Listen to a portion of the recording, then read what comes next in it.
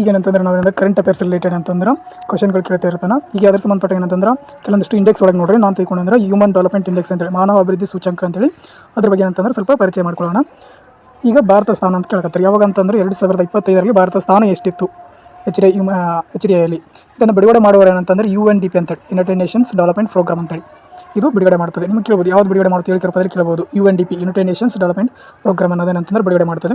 ಭಾರತದ ಸ್ಥಾನ ನೋಡ್ರಿ 2025ರಲ್ಲಿ ಏನಂತಂದರೆ ಭಾರತ ಸ್ಥಾನ ನೋಡ್ರಿ 193 ರಾಷ್ಟ್ರಗಳಲ್ಲಿ ಭಾರತ ಸ್ಥಾನ 130ನೇ ರ್ಯಾಂಕ್ ಇದೆ.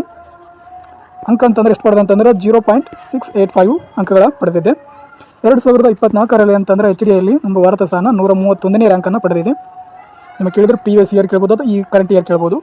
ಅದ್ರ ಜೊತೆಗೆ ಏನಂತಂದ್ರೆ ಈಗ ಏನಂತಂದ್ರೆ 2025ರಲ್ಲಿ ಪ್ರಥಮ ಸ್ಥಾನ ಯಾವುದು ಹೊಂದಿದೆ ಫಸ್ಟ್ ಅಂತೇಳಿ. ಪ್ರಥಮ ಸ್ಥಾನ ಹೊಂದಿದೆ ನೋಡ್ರಿ ಅಂತಂದ್ರೆ ಐಸ್ಲ್ಯಾಂಡ್ ಹೊಂದಿದೆ. HDIಯಲ್ಲಿ ಏನಂದರೆ ಪ್ರಥಮ ಸ್ಥಾನ ಹೊಂದಿದ್ದು ಐಸ್ಲ್ಯಾಂಡ್ ಅಂತೇಳಿ. ಎರಡನೇ ಸ್ಥಾನ ಕೇಳ್ಬೋದು. ಎರಡನೇ ಸ್ಥಾನ ಅಂತಂದರೆ ನಾರ್ವೆ ಹೊಂದಿದೆ, ನಾರ್ವೆ. ಮೂರನೇ ಸ್ಥಾನ ಅಂತಂದರೆ ಸ್ವಿಟ್ಜರ್ಲ್ಯಾಂಡ್ ಹೊಂದಿದೆ, ಸ್ವಿಟ್ಜರ್ಲ್ಯಾಂಡ್ ಹೊಂದಿದೆ. ನೀವು ಏನಂತಾರೆ ಫಸ್ಟ್ ಸೆಕೆಂಡ್ ಥರ್ಡ್ 3 ಕೇಳ್ಬೋದು. ಇದರ ಜೊತೆ ಏನಂತಂದರೆ ಕೊನೆಯ ಸ್ಥಾನ ಯಾವುದು ಹೊಂದಿದೆ? ಕೊನೆಯ ಸ್ಥಾನ ಅಂದರೆ ದಕ್ಷಿಣ ಸುಡಾನ್ ನೋಡ್ರಿ, ಸುಡಾನ್ ಅಲ್ಲ ದಕ್ಷಿಣ ಸುಡಾನ್, ಕನ್ಫ್ಯೂಸ್ ಆಗಬಾರ್ದು. ಸುಡಾನ್ ಅಂತ ಕೊಡ್ಬೋದು, ಉತ್ತರ ಸುಡಾನ್, ದಕ್ಷಿಣ ಸುಡಾನ್ ಕೊಡ್ಬೋದು. ಕೊಟ್ಟರೆ ಏನಂತಂದರೆ ನೀವೇನಂತಂದ್ರೆ ದಕ್ಷಿಣ ಸುಡಾನ್ ಕೊನೆಯ ಸ್ಥಾನ ಹೊಂದಿದೆ, ಅದು HDI ಒಳಗಡೆ. ಈ HDI ಅನ್ನೋದು ಹ್ಯೂಮನ್ ಡೆವಲಪ್ಮೆಂಟ್ಸ್ ಅನ್ನೋದಂತಂದ್ರೆ ಈಗ 3 ವಿಷಯಗಳಿಗೆ ಸಂಬಂಧಪಟ್ಟ ಏನಂದ್ರೆ ಅವಲಂಬನೆ ಆಗಿದೆ ಅಥವಾ ಇದರ ಒಳಗೊಂಡಿರ್ತವೆ. ಒಂದೇದು ನೋಡ್ರಿ ಶಿಕ್ಷಣ, ಎರಡನೇದಂದರೆ ಜೀವಿತಾವಧಿ, ಮೂರನೇದಂತಂದ್ರೆ ರಾಷ್ಟ್ರೀಯ ಆದಾಯ.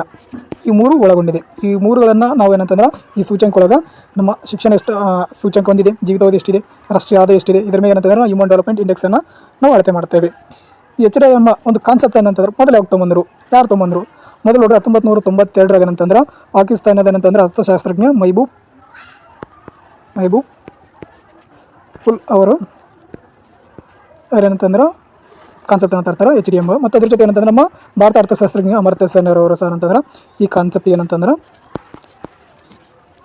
ಪರಿಕಲ್ಪನೆ ಏನಂತಂದ್ರೆ ಪರಿಚಯ ಮಾಡಿಕೊಟ್ಟಿರ್ತಾರೆ.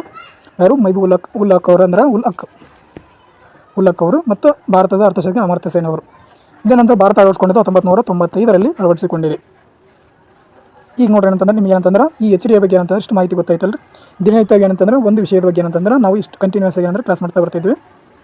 ನಿಮಗೆ ಇಷ್ಟ ಆದರೆ ಏನಂದ್ರೆ ಸಬ್ಸ್ಕ್ರೈಬ್ ಮಾಡಿ ಅಂತ ತಿಳಿಸುತ್ತಾ ಇಂದಿನ ಕ್ಲಾಸನ್ನು ಮುಕ್ತಾಯಗೊಳಿಸೋಣ.